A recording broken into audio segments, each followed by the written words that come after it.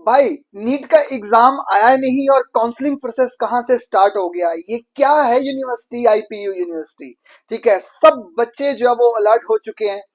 क्या है, क्या होगा इस यूनिवर्सिटी के साथ, क्या कनेक्शन है एमबीबीएस स्टूडेंट का इस यूनिवर्सिटी का, मेडिकल स्टूडेंट के साथ क्या कनेक्शंस हैं, और इस फॉर्म का क्या मतलब है एमबीबीएस में। So everything will be discussed by the today's videos. My self Amit Baral, NEET गुरु चंडीगढ़, आपके लिए जो वो सबसे बेस्ट वीडियो जो लेके आया हूं इस टाइम के लिए, most important video for the whole medical students. ठीक है, पूरे इंडिया के जितने भी मेडिकल स्टूडेंट्स हैं उनके लिए बहुत ही ज्यादा important video, because this is the first notification relevant to the MBBS student. So इसके साथ आईपीयू से जो है वो एक मेडिकल स्टूडेंट जो है वो क्या बेनिफिट ले सकता है, आईपीयू से जो एक एमबीबीएस वाला एमबीबीएस करने वाला स्टूडेंट क्या बेनिफिट ले सकता है, एक आर्मी पर्सन जो है वो आईपीयू से क्या बेनिफिट ले सकता है। और apart from all of these, जो वो मेडिकल एमबीबीएस डॉक्टरेट लाइन को छोड़ के और भी कई कोर्सेज हैं जो स्टूडेंट, कौन से स्टूडेंट इससे क्या बेनिफिट ले सकते हैं। So this video is dedicated to whole medical students of the India. So इसमें हम सारा कुछ यही डिस्कस करने जा रहे हैं। इससे पहले वन बाय वन जो वो स्टार्ट कर लेते हैं कि कौन कौन से कोर्सेज हैं जो बेनिफिट मेडिकल स्टूडेंट इस यूनिवर्सिटी से एज ए जो है वो जुड़ सकता है। सो चार रास्ते हैं मेडिकल स्टूडेंट के लिए। पहला है एमबीबीएस डॉक्टरेट लाइन, उसमें सारा आ जाएगा, एमबीबीएस भी आ जाएगा, बीडीएस भी आ जाएगा, बीएमएस भी आ जाएगा, बीएचएमएस भी आ जाएगा। ये एक सेगमेंट हो गया एमबीबीएस का। दूसरा सेगमेंट आता है नर्सिंग का, जो स्टूडेंट नर्सिंग करना चाहते हैं। Third segment is for those students who want to pursue their future in the paramedical courses like the MLT हो गया, OTAT हो गया, रेडियोलॉजी का हो गया, तो ये पैरामेडिकल कोर्सेज हैं। Fourth one is the BTech in biotechnology, जो रिसर्च ओरिएंटेड है। ठीक है, तो ये चार रास्ते हैं मेडिकल स्ट्रीम में जो इसमें आईपीयू में आप एडमिशन ले सकते हो। But there is a barrier कि पूरे ऑल ओवर इंडिया में मोस्टली जो वो यहाँ पे 85% जो सीट्स है that is booked and allotted only for the Delhi student. जिन बच्चों ने, जो वो चाहे वो दिल्ली के है भी नहीं है बट उन्होंने प्लस वन प्लस टू की हुई है, जहां वो रहते दिल्ली में है, उन्होंने plus one plus two Delhi से की हुई है, तो ये सारी की सारी 85% जो वो सीट्स है, 100 में से 85% सीट्स जो वो उन लोगों के लिए। देखो, अगर एमबीबीएस की ही बात करते हैं हम, तो एमबीबीएस में टोटल जो है वो 8 कॉलेज हैं दिल्ली के अंदर ही। ठीक है, जिसमें से 3 कॉलेज जो है वो डीयू से जो है वो एसोसिएटेड है, और जो 5 कॉलेज है जो आईपीयू के हैं। 5 कॉलेज आईपीयू के, 3 कॉलेज डीयू के। अब डीयू से 3 कॉलेजेस कौन कौन से है? पहला कॉलेज है वो Maulana Azad medical college MMC, दूसरा college UCMS, and the third one is the Lady Hardinge medical college. और आईपीयू से जो एसोसिएटेड है वो कौन से कॉलेजेस है? पहला है VMC Safdarjung, Vardhman medical college Safdarjung, दूसरा है जो वो North Delhi medical college NDMC, third college है डॉक्टर बीएसए, फोर्थ कॉलेज है जो वो ACMS, and fifth one is the Atal Bihari Vajpayee medical college. इन सब के अंदर हम सीट्स की बात करते हैं तो एसीएमएस में 100 सीटें हैं, वर्धमान मेडिकल कॉलेज में 170 है, डॉक्टर बीएसए में 125 है, अटल बिहारी वाजपेयी मेडिकल कॉलेज में 100 सीटें हैं, एनडीएमसी में 60 सीटें हैं। अब हर एक कॉलेज की मैं आपको, आप लोगों के लिए बताना चाहता हूं कि कोई भी कॉलेज है उसकी टोटल सीट्स जो है वो 2 पार्ट में डिवाइडेड होती है। जो पहली बार एमबीबीएस पेपर में अपेयर होने जा रहे हैं उनके लिए इंफॉर्मेशन है कि 2 सीटों में हर एक कॉलेज की जो सीट्स है वो 2 पार्ट में डिवाइडेड होती है, 85% सीट्स और 15% सीट्स। 85% जो वो उसकी जिम्मेवारी संभालती है स्टेट गवर्नमेंट, और जो 15% की जिम्मेवारी संभालती है कौन, उन सीटों को फिल करने वाली कौन होती है? एमसीसी। बट दिल्ली में थोड़ा सा ये रेसिप्रोकेट है। अगर हम आईपीयू की बात कर रहे हैं, दिल्ली की बात कर रहे हैं, दिल्ली के कॉलेजेस की बात करें, इसमें थोड़ा सा ये जो पार्ट है वो ऑपोजिट है। एम्स की एक पहला कॉलेज एम्स वाला है, एम्स में 100 सीट्स हैं और वो 100 की 100% सीट जो वो एमसीसी ही करती है, वो ओपन है। उसमें कोई भी 80, जितने भी एम्स होते हैं उसमें किसी में भी जब वो 85% और 15% वाला कोई भी कोटा नहीं होता, 100 की 100% जो वो ओपन सीट्स होती हैं। किसी भी स्टेट से जब वो बच्चा आ सकता है, कोई स्पेसिफिक स्टेट नहीं है उसकी। ठीक है, बट ये बाकी जो कॉलेजेस है उनकी सीटें जो वो 85% और 15% में डिवाइडेड होती हैं। अब ये काउंसलिंग का पार्ट जो वो संभालती है आईपीयू। इनमें से सिर्फ 3 colleges, total out of 8 college में से 3 कॉलेज की जो वो काउंसलिंग की जिम्मेवारी जो है वो कौन लेती है? आईपीयू।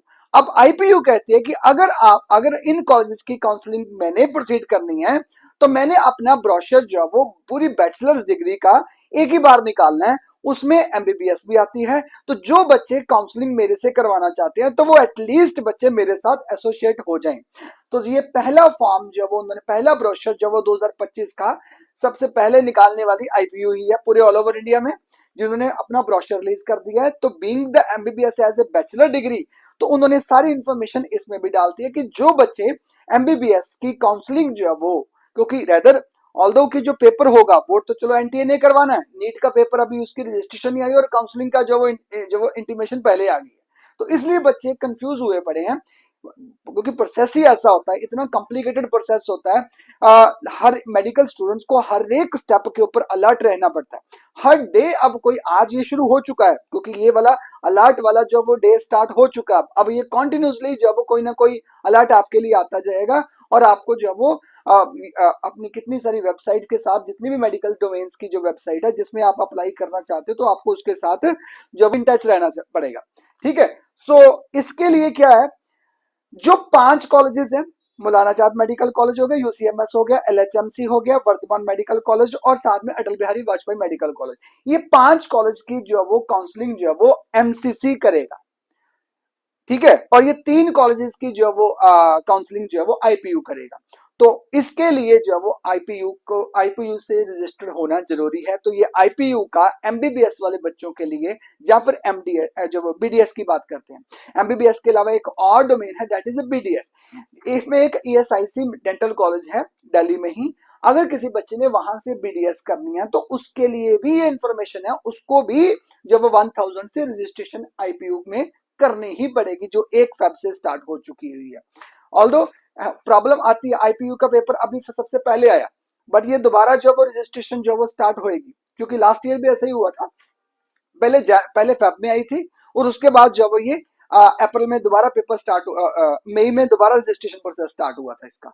क्योंकि जो बच्चे कैंडिडेट लेफ्ट हो चुके हैं जिन्होंने कभी, क्योंकि इस टाइम के ऊपर बच्चे एग्जाम, मोस्टली +2 वाले जो कैंडिडेट होते हैं वो स्कूल गोइंग होते हैं, वो एग्जाम दे रहे होते हैं, फाइनल बोर्ड की प्रिपरेशन कर रहे हैं। तो उनके दिमाग में रहता नहीं कि जो वो ये वाला फॉर्म भी फिल करना, तो वो बच्चे फिर on the basis of so many application received by the universities. So इसमें क्या होता है, फिर वो बच्चे इनको दोबारा जो वो नोटिफिकेशन जो वो निकालनी पड़ती है, दोबारा से रजिस्ट्रेशन प्रोसेस करवाना पड़ता है, उसके बाद जो वो काउंसलिंग के चार्जेस है वो दे आर द सेपरेट।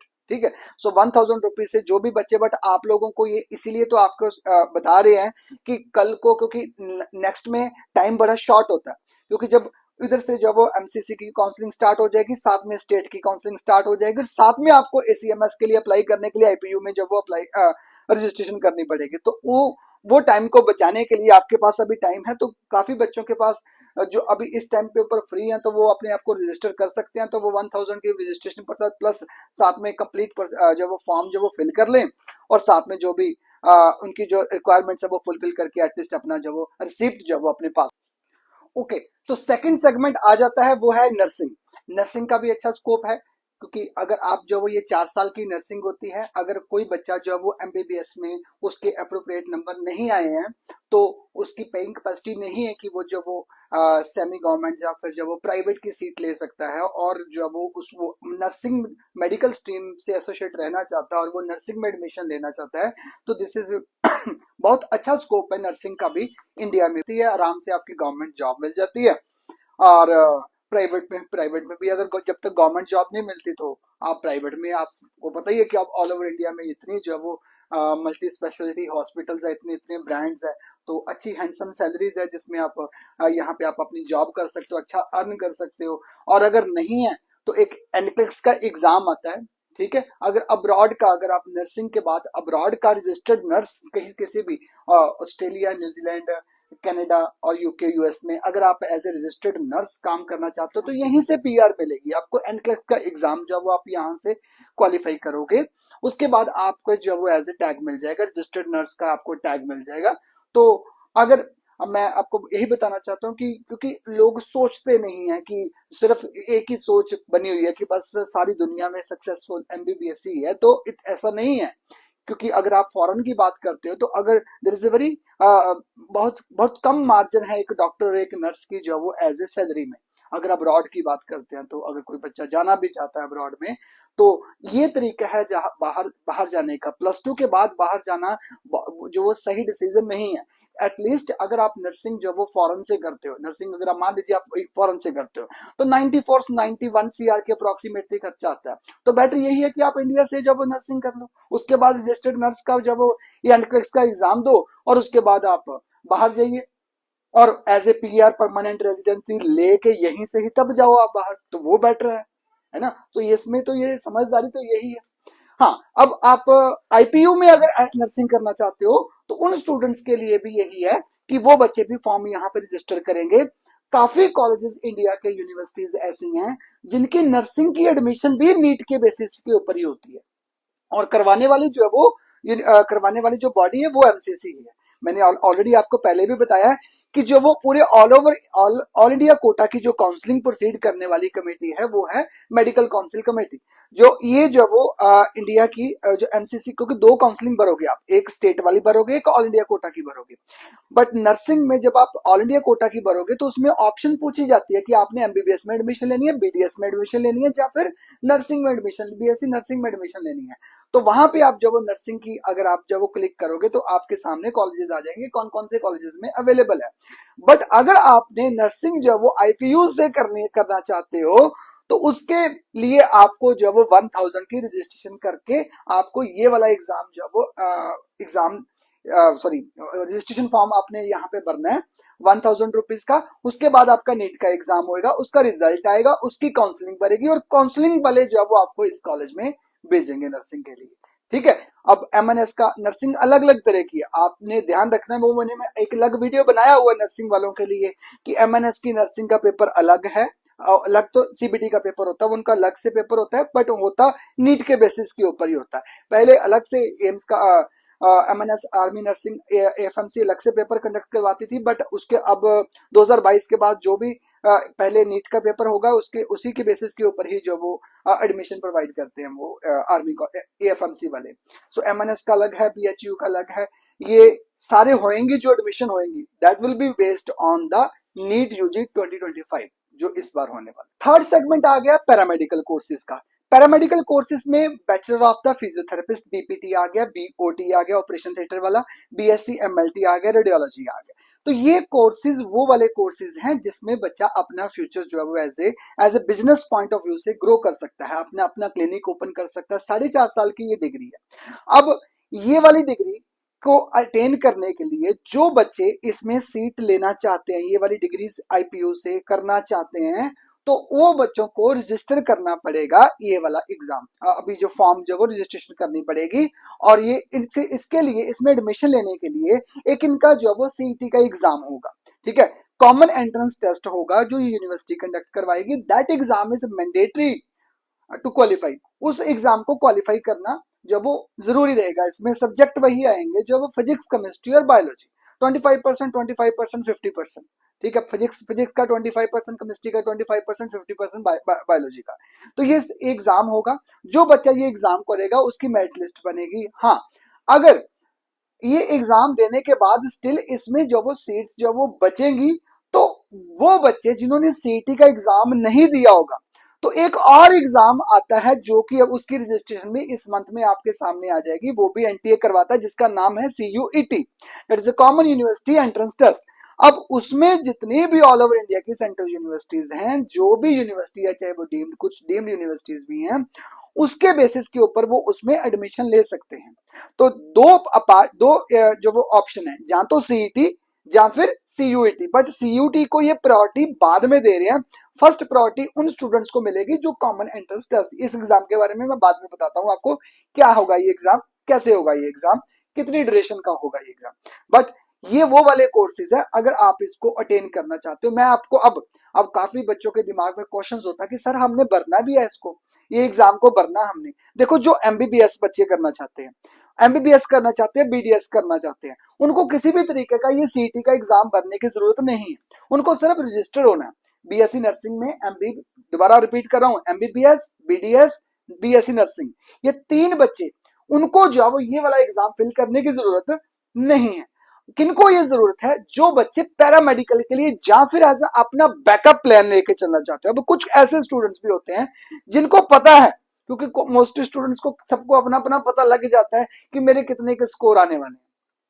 जिनके बच्चों के जो वो अप्रोप्रिएट स्कोर नहीं आ रहे हैं, तो उनको लगता है उनको एडमिशन नहीं मिलनी, तो ऐसे ही वो आराम से जब वो नीट की वेट करते रहे, तो एज ए अपना बैकअप प्लान लेके चलिए। ठीक है, कट ऑफ आपको आप ड्रॉप नहीं करना चाहते तो ऐसे बैकअप प्लान लेके चलिए। ये बिजनेस वाली सारी की सारी जो डिग्रीज है, आप अपना बिजनेस ओपन कर सकते हो, आप डिग्री करो, गवर्नमेंट में आपको जॉब मिल जाएगी, गवर्नमेंट में नहीं मिली तो प्राइवेट में मिल जाएगी, प्राइवेट में नहीं मिली तो छोड़ो, नहीं जॉब करनी तो कोई दिक्कत नहीं, अपना बिजनेस तो ओपन कर सकते हो। तो ये वो वाली डिग्री है पैरामेडिकल मेडिकल की, जिसमें आप अपना बिजनेस जो है वो होल्ड कर सकते हो। ठीक है, अपना बिजनेस रन कर सकते हो। और एक बार बिजनेस सेटअप कर दोगे, जो अमाउंट आपने एमबीबीएस में पेड में खर्चना था, तो बेटर वो पेड सीट लेने की बजाय अपने पेरेंट्स से, मैं भी आपके पेरेंट्स को सजेशन यही दूंगा कि जो आपने जो वो बहुत ज्यादा हाईली पेड वाली 1 CR वाली सीट लेके देनी थी, तो वही बिजनेस पे, इसके बिजनेस के ऊपर पैसा लगा देना। तो that is a good suggestion, है ना। सो बाकी it's upon you, I am not insisting you for this paramedical courses, बस मैं ये आपको वे आउट बता रहा हूँ कि इसमें आपको जो वो बेनिफिट हो सकता है। ठीक है, सो पैरामेडिकल का जो बच्चे एज ए बैकअप प्लान लेके चले, कल के 200 नंबर आ जाते हैं आपके, नीट के 300 नंबर आ जाते हैं, 400 नंबर आ जाते हैं, आपको सीट नहीं मिलती, तो ऐसे आप अपनी सीट रिजर्व करके रखोगे। इसमें काउंसलिंग शेड्यूल दिया हुआ, राउंड 1 में, राउंड 2 में, राउंड 3 में, अगर मिल गई एमबीबीएस में सीट में तो आप वहीं पे मोल्ड जब मूव हो जाना, अदरवाइज ये वाली सीट वकेट कर दोगे। अगर वहां पे नहीं मिलेगी तो ऑन द लास्ट जब स्टेप के ऊपर आपके आपका प्लान जो वो चेंज हो जाता है, तो आपके पास एटलीस्ट अपना बैकअप प्लान तो होगा। So this segment is for those student.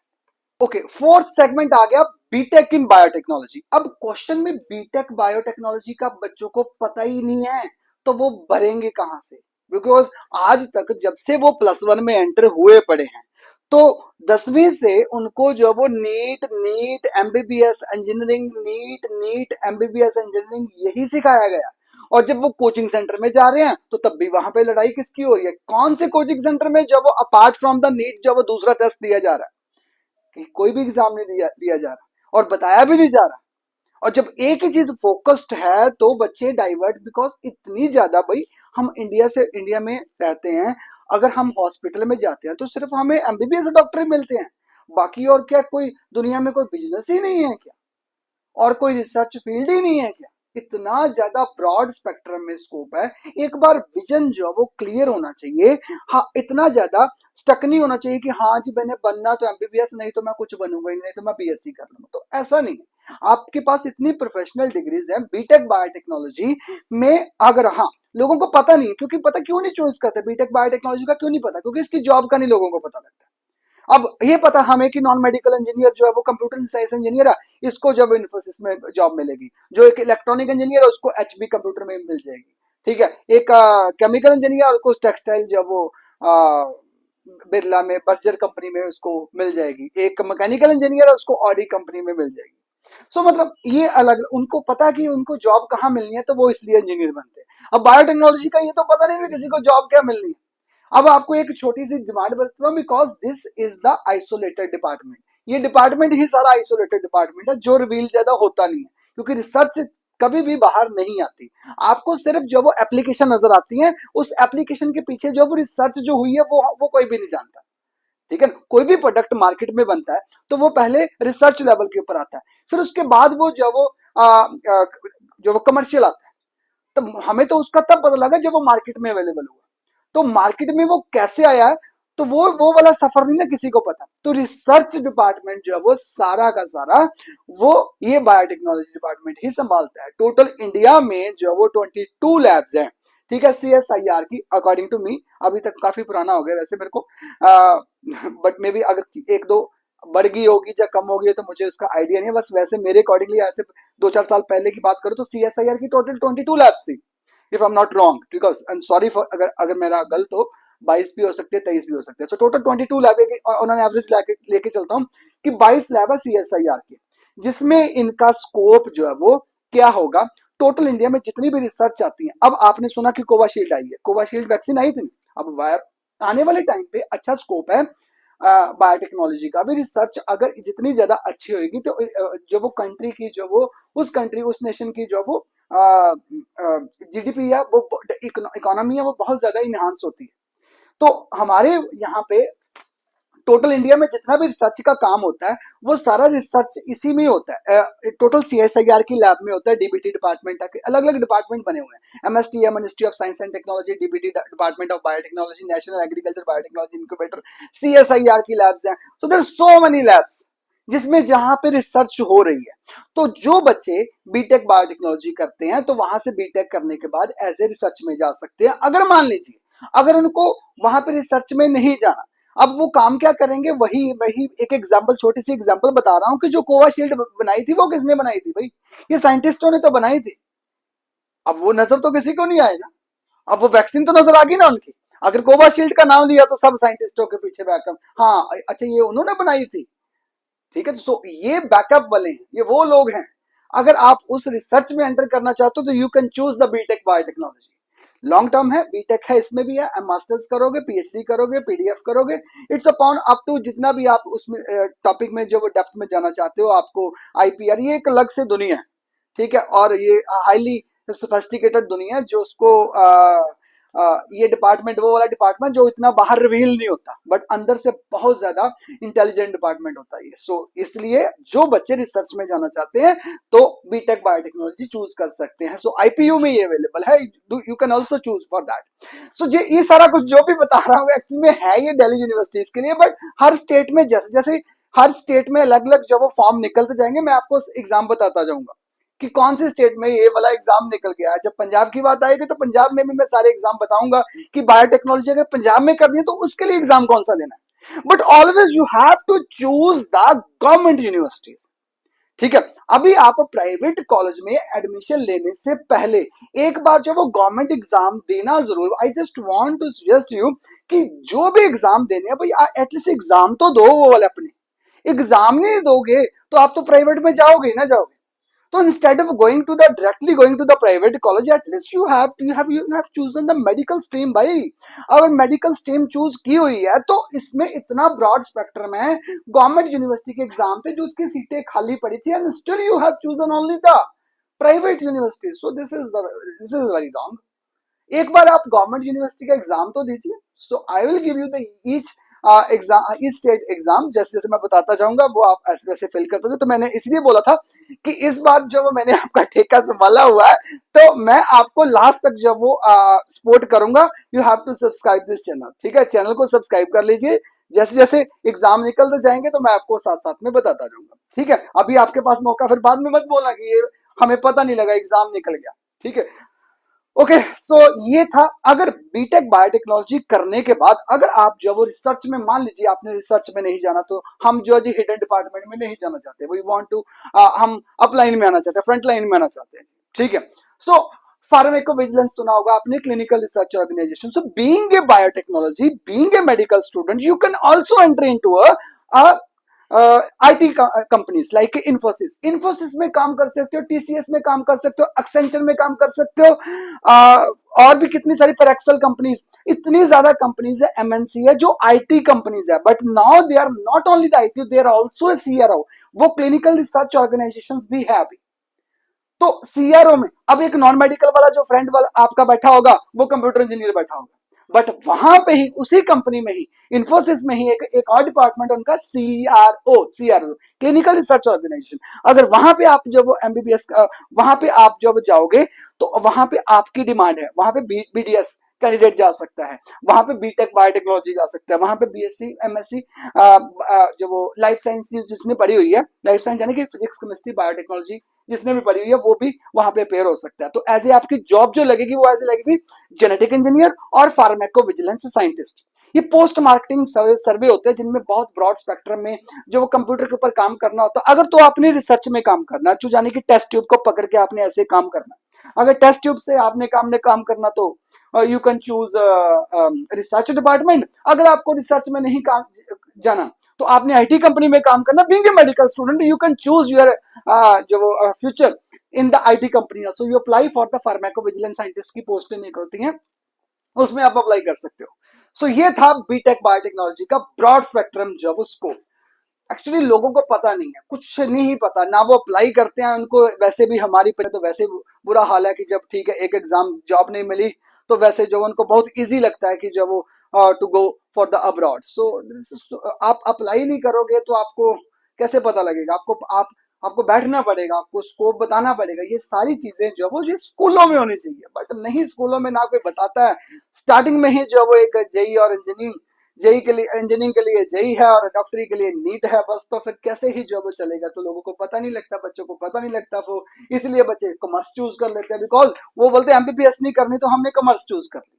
Because commerce के लिए जो वो लोग चूज कर रहे हैं वो क्यों चूज कर रहे हैं? हमने साइंस नहीं पढ़नी थी, हमने अभी डॉक्टर नहीं बनना। अब इतने सारे स्कोप थे वहां पे, आप अपना बिजनेस स्टैब्लिश करने के लिए, मेडिकल स्ट्रीम अच्छी स्ट्रीम थी, बट आपने चूज नहीं की, आपने कॉमर्स ऑप्ट कर लिया बिकॉज आपको ये वाली इंफॉर्मेशन दी ही नहीं गई। सो थैंक यू सो मच।